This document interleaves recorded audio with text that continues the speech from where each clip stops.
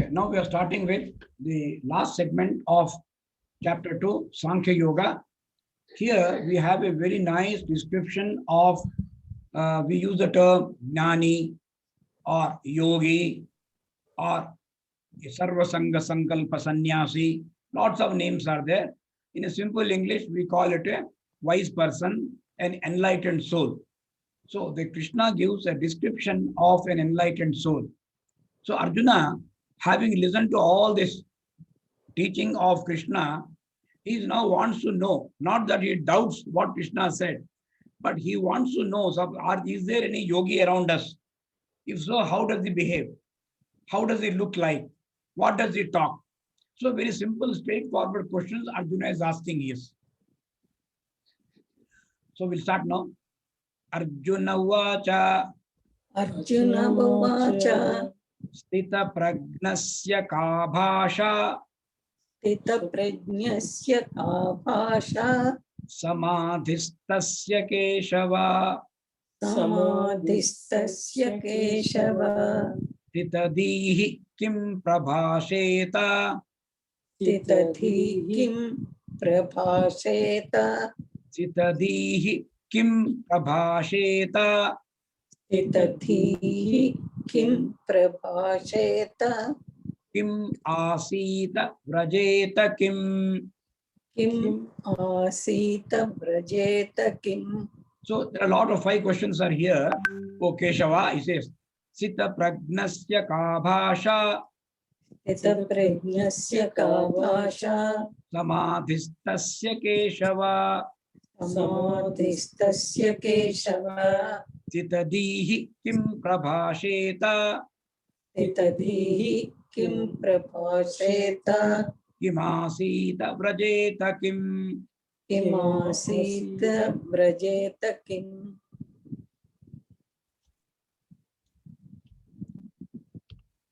O Keshava, Krishna, ka bhasha. First question, ka bhasha. What is the description of one who has merged in the super conscious state? Now Arjuna is asking about an enlightened person. For this he has used 3 phrases. Samadhistasya, Sita Pragnasya, Sitadihi. He has used 3 descriptions, but all of them basically refer to an enlightened person. So Arjuna is asking, Samadhistasya ka bhasha. What is the description of one who has merged in the super conscious state? Then he is asking, Sitadihi.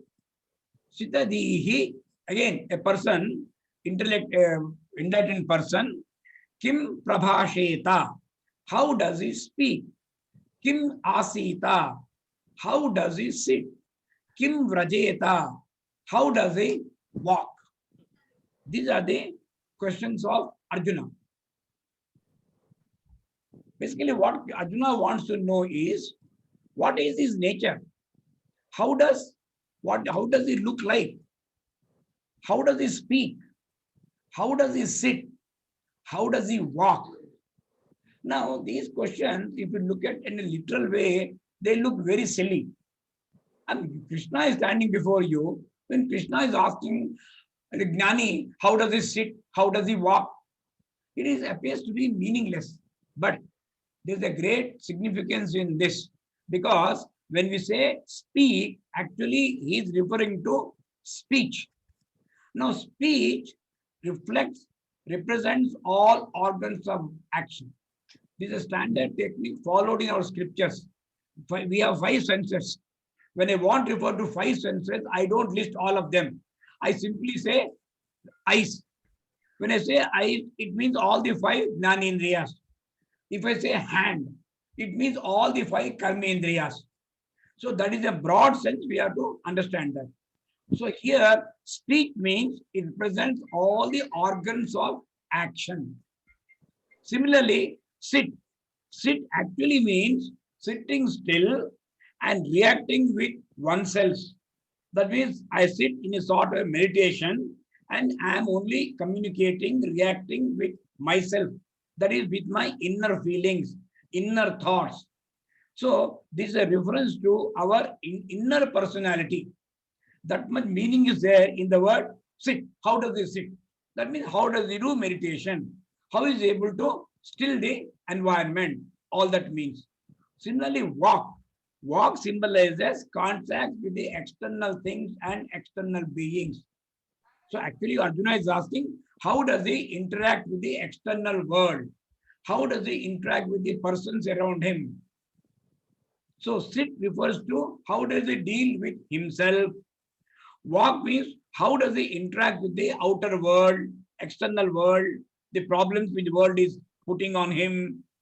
How does he speak? Means all his actions, all Jnanendriyas and Karmendriyas, all are included here. That means how does he speak? How does he look like? How does he listen? How all these things are covered in this, all the 5 Jnanendriyas. So we have to understand Arjuna's question. Arjuna's questions are very, very practical, very profound questions are there. So only when we understand Arjuna's 4 apparently meaningless questions, only then their real significance becomes clear.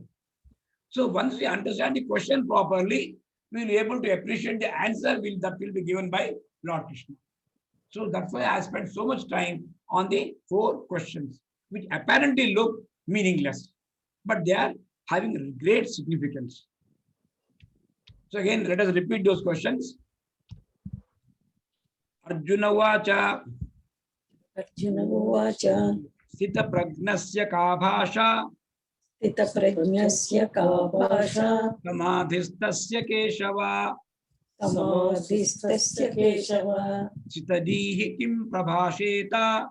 Sitadhi kim prabhasheta. Kimasita vrajeta kim. Kim asita vrajeta kim. Sri Bhagavan Uvacha. Sri Bhagavan Uvacha. Prajahati yada kaman. Prajahati yada kaman. Sarvan partha manogatan. Sarvanu partha manogatan. Atmani eva atmana tushtaha. Atmani eva atmana tushtaha. Sita prajnaha tada uchyate. Sita prajnaha tada uchyate. So Krishna is answering Arjuna's question. Sita Prajna. Who is called as Sita Prajna? What does it look like? So Krishna is answering him. A person will be called Sita Prajna. Tada Sita Prajna Uchyate. He will be called as Sita Prajna when, by what he says, Yada, when all desires of the mind are cast off, all desires of the mind are removed, and a person, a self, is satisfied within the self. That means you are getting happiness within yourself. You are not looking for the external world for happiness. You are getting happiness within yourself, within the, that means you have a sense of a contentment and you don't have any petty desires. In that case, a person can be called a Sthita Prajna. This is what it says. Prajahati yada kaman. Prajahati yada kaman. Sarvan partha manogatan. Sarvan partha manogatan. Atmanyevatmana tushtaha. Atmanyevatmana tushtaha. Sthita prajnastadochyate. Sthita prajnastadochyate. Partha, O Arjuna, yada sarvan kaman manogatan prajahati. Jahati means kill, remove. Prajahati, completely remove all desires of the mind. When a person is able to remove all the desires from the mind, give up, control them, and atmana atmani eva tushtaha. When one is satisfied by the self, within the self, not outside, not depending. He does not depend upon any outside agency to be happy. He does not depend upon his family, his father, his children. A person who is now 70, 80 years, suppose a person living in Pranam at the age of 80, for happiness, he is depending on what his son is going to do for him. Is it not foolishness? And if son has his own commitments, he has his own problems. Why do you depend upon him at this stage? You have some basic security. You have basic currents are met. At least खाना पीना मिल रहा है, रोटी कपड़ा मकान का problem नहीं है, be happy with that. So at least don't depend upon external beings, outside beings. या गवर्नमेंट करेगा, म्युनिसिपैलिटी करेगा, जेएचएमसी करेगा. Why do you depend upon anybody? Don't depend on anybody. You know your requirements are limited, desires are limited. These can be fulfilled by yourself, and God has fortunately given you enough. Everybody has got something or the other. If you understand that, have a sense of gratitude, you'll be happy within yourself. So that is what it says. A person can be said to have acquired steady wisdom. Sthita prajnaha. Sthita prajnaha. A person has steady wisdom when he has rid his mind of all desires. That means all unnecessary, too much desire. And when he revels, fully enjoys in the self, by the self. So the moment a person is able to identify with his own, all mundane outside desires automatically vanish. Of course, it is not possible to drop all the desires. Mind is bound to have desires. We know that. So in renunciation also, no desires are really given up. Only higher desires are substituted for the lower desires. Getting established higher values, higher desires, lower desires simply fall off. A beautiful example is given here. As we grow up from childhood, we give up toys and playthings. Has anybody snatched away your toys and playthings which you had in your childhood? You don't require them. They slowly go away. Then similarly, when you're in youth, you're running after girls, running after property, running after a bike. Are doing that now? Who has snatched the bike from you? You don't want it now. It's no longer relevant for you. You are given up. Similarly, all the material desires will also vanish once you go on the spiritual path. Now your route is clear. What you think more important is available to you. Petty things will go away like this. Some desires people will have. That's what we say. Even Adi Shankaracharya, Ramana Maharshi, Vivekananda Swami, they had desires till the last moment. But those desires were a higher desires, not petty, materialistic, mundane desires. So this is the best way of getting away from the old problems. Prajahati yada kaman Prajahati yada kaman sarvan partha manogatan sarvan partha manogatan atmanye vatmana tushtaha atmanyevatmana tushtaha chita prajnastadochyate. sthita prajnastadochyate. So in this segment, Krishna's teachings are from 55 to 72. This verse is absolutely important because it's a foundation.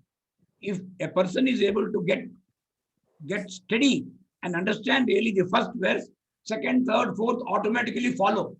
You can see the next verse. It is based on this. Now, how does he act? How does he behave? Means dukkeshu anudvignamanaha Dukkeshu anudigdhamanaha sukeshu vigataspruhaha Sukeshu vigataspruha vitaraga bhayakrodaha Vitaraga bhayakrodaha sitadihi munihi uchyate. Titadihi muni uchyate. Let's see the word meaning. Anudvignamanaha, one whose mind is not agitated, dukkheshu, by sorrow. By sorrow, you get some disappointments in life. All of us get disappointments. All of us get problems. Especially now, we do get health problems. We have problems. But by the problems, your mind should not be totally disturbed. It should not be totally agitated. Accept it that old age, elderly age, some problems will come. Fortunately, medicines are available. Doctors are there. People take care of you. Whatever best possible, they will do. They may not give you 100%, but you will get a lot of relief. So if you understand this, then you don't have to get highly agitated. Okay, you may get worried, you may take action. It's okay. But don't get totally upset. Anudvigna manaha dukkheshu, whose mind is not agitated by sorrow. Vigataspruha Sukheshu, one whose mind is not excited by joy. This is also bad. The joy, don't get excited. I don't know whether Telugu, there was a movie called Midhunam. I don't know how many of you have seen. In the Midhunam, there are only two characters, S.P. Balasubrahmanyam and Lakshmi. And they are living in a village, they are cut off from their children. Children never bother, they don't come that side. Once they get the news that their son is, they are going to come to their place. I'm hearing this news, that lady got so excited, prepared so many dishes, she is working mad overtime for them. And last minute they get a message that somebody has some fracture in the family, they are not coming. So what does this incident teach you? Don't get overexcited by joy, because it may or may not happen. There is something called many a slip between the cup and the lip. It can happen. So, okay, they are coming, welcome. Let them come, we'll take care of them. But don't get overexcited. Vigataspruha Sukheshu, one whose mind is not overexcited by joy. And Vita, Vita means beyond, freed from. Vita, Raga, Bhaya, Krodha. Raga is desire, Bhaya is fear, Krodha is anger. One whose mind is not excited by joy, one who is free from desire, fear, and anger, such a person is called Sthitadihi. Because Arjuna asked, who is Sthitadihi? Who is Sthitaprajnaha? Sthitaprajnaha, Krishna explained the previous word, previous verse. In this verse, he is explaining Sthitadihi. That's what he does. Now, this is the answer to this second question. How does he sit? That is, what is this inner personality? Such a person, Krishna says, such a person's mind remains in a state of equanimity, neither agitated by sorrow nor excited by joy. But Krishna is very realistic. He says, this does not mean that a person is devoid of emotions, because mind is bound to feel sorrow and joy. But the intellect will not allow. The mind feels unhappy, mind feels happy, but the intellect must not get involved in that. The mind, intellect should control, should draw a line. That is what it says. The state also has emotions. But the difference between, very nice phrase you can see, you please see the phrase, very nice. A person can have emotions, but don't become emotional. If you don't have emotion, you're not a human being. A human being does have emotions. You are happy and joy. But don't get carried away. That is what it says. So that is why you say, once you do this, Vita Raga Bhayakrodaha. Actions of desires indicate a state of fulfillment, a state of perfection, a state of not wanting anything more. That is a great state. So that is what Krishna is trying to explain. Dukkeshu anudvignamanaha. Dukkeshu anudvignamanaha. Now read together. Dukkeshu anudvignamanaha. Dukkeshu anudvignamanaha. Dukkeshu anudvignamanaha. Dukkeshu anudvignamanaha. Sukheshu vigataspruhaha. Sukheshu vigataspruhaha. Vitaraga bhayakrodaha. Vitaraga bhayakrodaha. Sthitadihi muniruchyate. Sthitadihi muniruchyate. Uchyate. Sthitadhir muniruchyate. Sthitadhir muniruchyate. Dukkeshvanudignamanaha.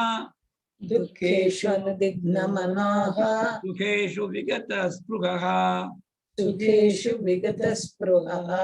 Vitaraga bhayakrodaha. Vitaraga bhayakrodaha. Sthitadhir muniruchyate.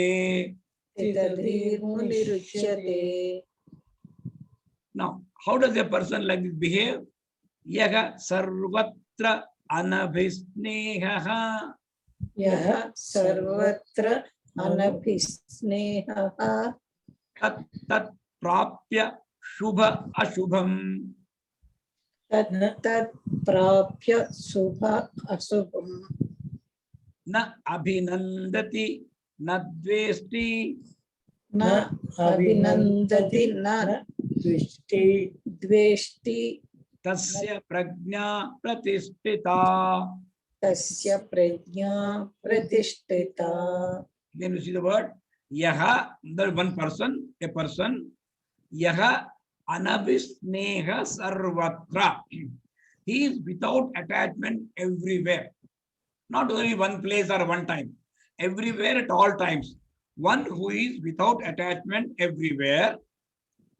Prapya tat tat shubha ashubham. Because it's bound to happen. Sometimes good will happen. Sometimes bad will happen. Sometimes we get what we want. Sometimes we don't get it. So whenever whatever good or evil, when it happens, na abhinandati, does not rejoice because some good has happened. Na dvesti, does not hate because something negative has happened. Both good and bad are bound to happen. You learn to accept it. If a person does like this, then tasya prajna pratisthita. His wisdom is said to be established. This is what Krishna is telling. Yaha sarvatra anabhisneha. यः सर्वत्र अनभिस्नेहः Yaha sarvatra anabhisneha. यतः सर्वत्र अनभिस्नेहः. Read together. Yaha sarvatra anabhisneha. यः सर्वत्र अनभिस्नेहः Tat tat prapya shubha shubham.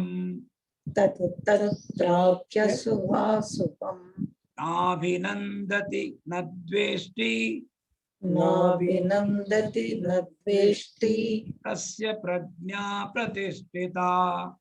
तस्य प्रज्ञा प्रतिष्ठिता. Now, this is the answer. Next question. How does he walk? That means, how does he deal with the external environment? So, wise person is not one who has withdrawn from society. Withdrawn is not possible. Not one who is passive or inactive or insensitive. A gnani, a wise person, is actually dynamic. He is very much in society. He is active in every field, everywhere, sarvatra, but without developing attachment. Anabhisneha. Attachment, that is the problem, is attachment is the root cause of all misery. It produces only sorrow. But the joy which we get also is a problem, because joy also evaporates. Joy, it may not repeat every time. Joy may not happen when we want. So when joy does not happen also, you get unhappiness. Unhappiness nobody wants. But even happiness also can lead to unhappiness. They actually say the seed of unhappiness is always there in happiness also. And world it produces both joys and sorrows. So accept this, understand this, and don't get unduly worried about this. This is what he says. Now, how should I work? And how should a person individually work? As a one more, this is a metaphor. This is a metaphor of a tortoise. How they try to make things explained to us. Yada samharate chayam. यदा संहरते च आयम् Yada samharate cha ayam. यदा संहरते च अयम् Kurmaha angani iva sarvashaha. कूर्मः अङ्गानि इव सर्वशः. Kurmaha is tortoise. Angani means limbs. So a kurma, a tortoise, how many limbs it has? It has 4 legs, head, and a tail. So these are the limbs of a tortoise. Now what they say is, a tortoise, normally it cannot move very fast. It cannot protect itself much. But what God has fortunately given it a very strong shell. His outer covering, outer shell is very, very strong. Even a child is sitting on that, nothing happens. You beat it with a big stick on the shell, nothing happens to it. But the sensitive parts are the legs and the head and the tail. So the moment a tortoise senses danger, what it does is it quietly withdraws all its limbs and head within the shell and sit still. So that if somebody, some what you call a predator animal comes also, it is safe. Then it does this, wait till it feels the danger is there. Once the danger is not there, it quietly extends its limbs outside. This is what it does. So this example is given because we have 5 senses, 4 limbs and 1 tail, something like that. Head is the intellect. Now, when you feel the world is coming around you, you are going in a, suppose you are going in a place, you find some drunkards are there, they are fighting, some fellow is talking some nonsense, some people, you go there and, for example, a house lady is there, very simple person, you go to a place and when 20 ladies are there, they are all talking ill of one another, they are talking of property, jewels, etc. You are not interested in that. So what you quietly withdraw your senses, don't hear, don't listen. Like Mahatma Gandhi's 3 monkeys, don't hear evil, don't see evil, don't say evil. So something like this you do there, and then when these people go away, again you come back to normal life. So that is the way a person can behave, he says. Yada samharate chayam Yada samharate chayam urmonganiva sarvashaha urmonganiva sarvasaha indriyani indriyarthebhyaha. indriyani indriyarthebhyaha. Indriyani means sense, 5 senses.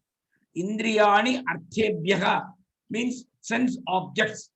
That means you withdraw the senses from the sense objects. Your eyes you close to any undesirable object. You don't hear anything undesirable sound.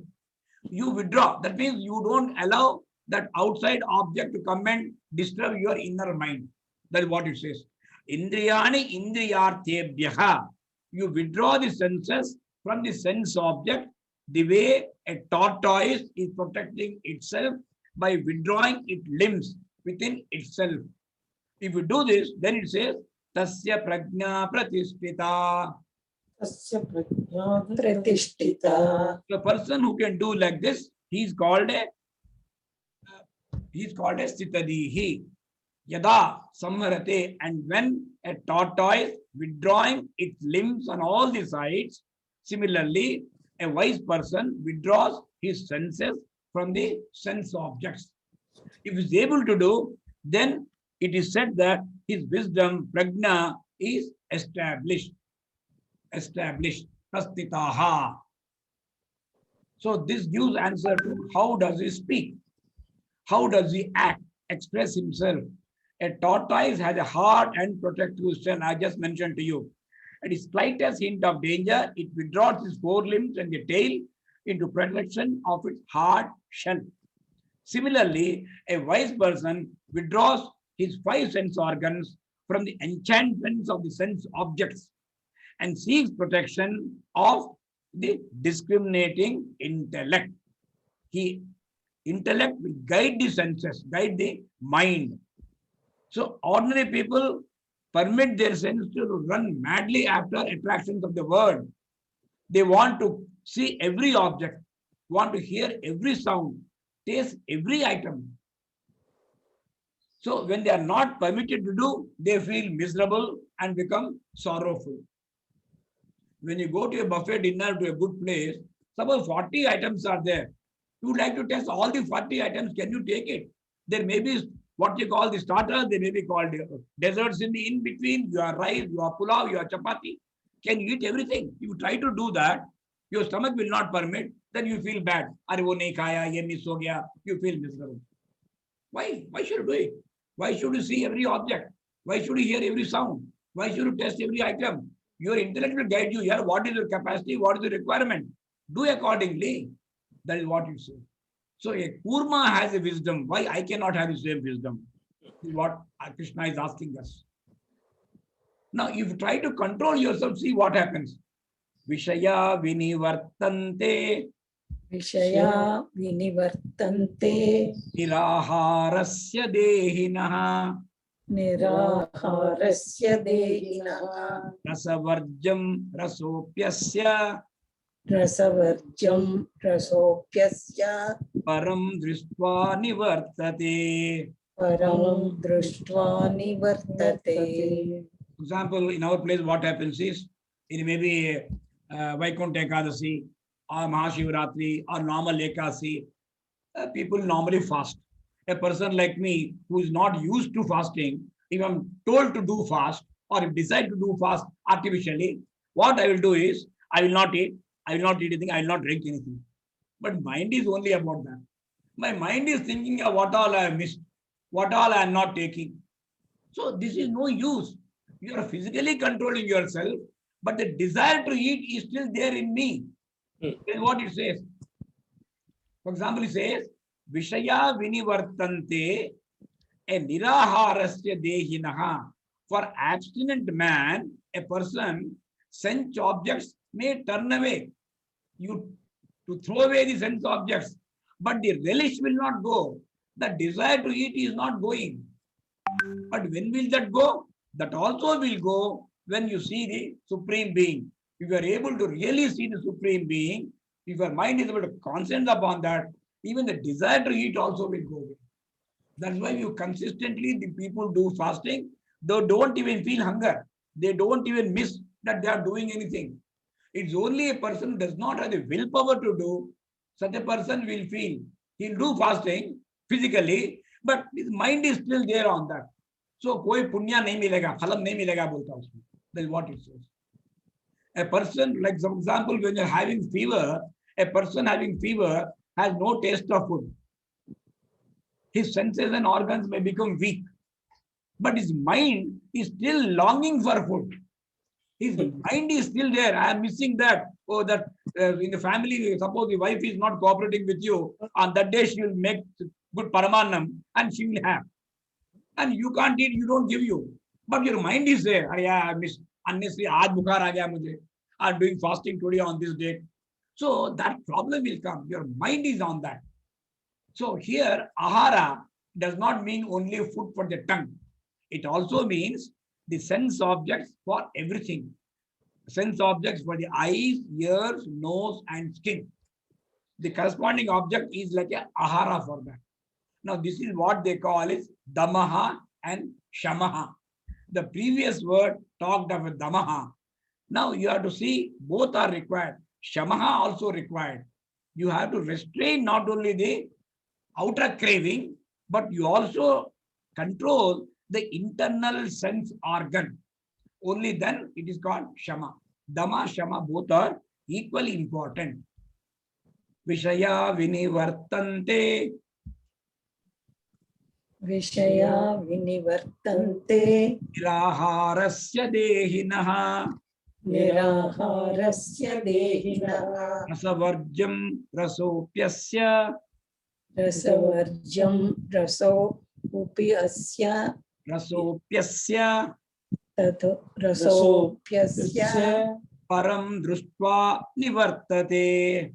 परं दृष्ट्वा निवर्तते. Only when your mind is focused on that, intellect is focused on that, only then, in a simple way, ekasi will be successful. It will serve the purpose.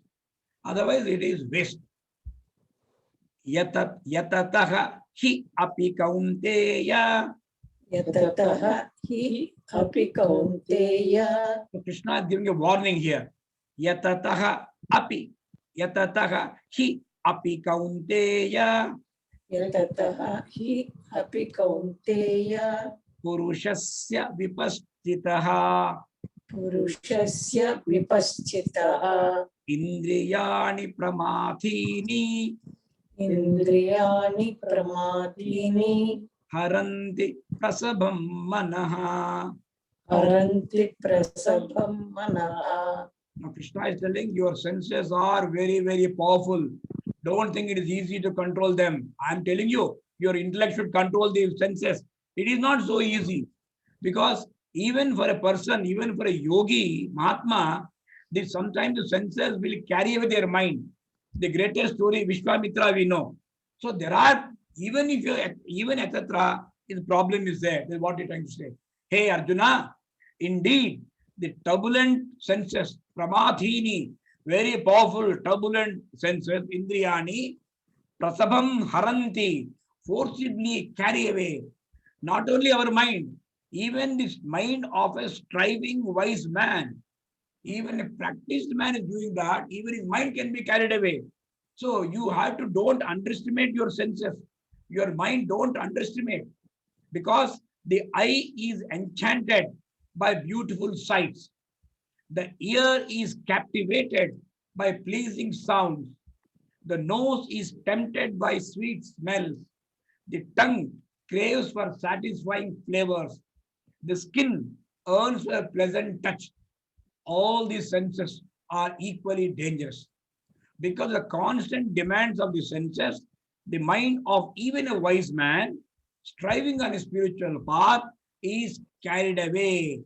It throws him off his cherished path. Example, says Vishwamitra, fall into the charms of Menaka. Uncontrolled sense organs carry away the mind. The mind, in turn, can cloud the intellect. And the loss of intellect leads to danger to the personality. A Sita Prajna has the senses fully under control, whereas an ordinary person is overwhelmed by the senses. Now, these beautiful examples are given here. For example, moth. Moth, we know, it has a weakness for sight. It runs into a flame, knowing well the danger is there, and precious. A deer has said to have weakness for the sound of beating drums. Now the hunters, what they do, they keep on beating the drum in a rhythmic manner. This deer will ignore the danger and comes and falls in the snare, in the net. It gets caught. Bee has a weakness for smell. It enters the crevice of flower and gets trapped. Fish has a weak tongue. It bites the bait of an angler and dies. Elephant, it has a weakness for mating. It gets caught in a pit. That's why always they trained a she elephant is sent to catch a wild he elephant. That's what the people do, because they know it has a weakness for that. The poor creatures perish because of just one weakness. But what about the poor human being? The human beings have weakness for all the five senses. Therefore, they have to be ultra careful, extremely careful. That's what Shankaracharya in verse says, Tasmat Jagrata, Jagrata, Jagrata. Therefore, be alert, be very alert. That's what Shankaracharya wants. Never underestimate the senses, power of senses. That's very, very dangerous. Yatato hyapi kaunteya. Yatato hyapi kaunteya. Purushasya vipaschitaha. Purushasya vipaschitaha. Indriyani pramathini. Indriyani pramadini. Haranti prasabham manaha. Haranti prasabham manaha. So with this, we'll conclude today's class. So we have been able to do up to 60 what I planned. We could do it. So thank you for patiently listening to me.